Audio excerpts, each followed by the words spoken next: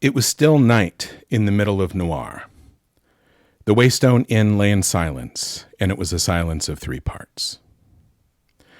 The most obvious part was a vast, echoing quiet made by things that were lacking. If the horizon had shown the slightest kiss of blue, the town would be stirring. There would be the crackle of kindling, the gentle murmur of water simmering for porridge or tea. The slow, dewy hush of folk walking through the grass would have brushed the silence off the front steps of houses with the indifferent briskness of an old birch broom. If Noir had been large enough to warrant watchmen, they would have trudged and grumbled the silence away like an unwelcome stranger. If there had been music, but no, of course there was no music.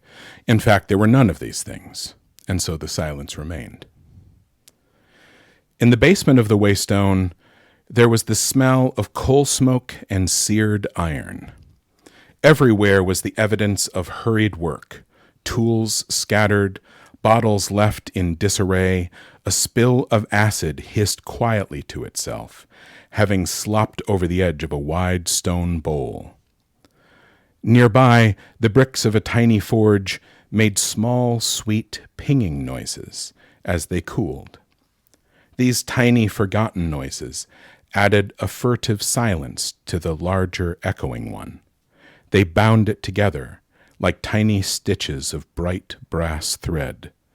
The low, drumming counterpoint a tabor beats behind a song.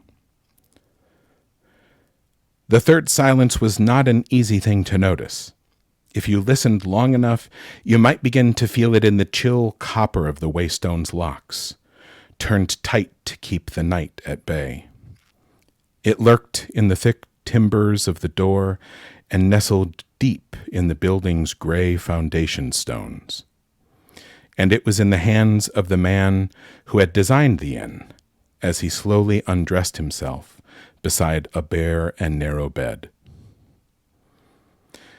The man had true red hair, red as flame. His eyes were dark and weary, and he moved with the slow care of a man who is badly hurt, or tired, or old beyond his years. The Waystone was his, just as the third silence was his. This was appropriate, as it was the greatest silence of the 3, holding the others inside itself. It was deep and wide as autumn's ending. It was heavy as a great river-smooth stone. It was the patient cut-flower sound of a man who is waiting to die.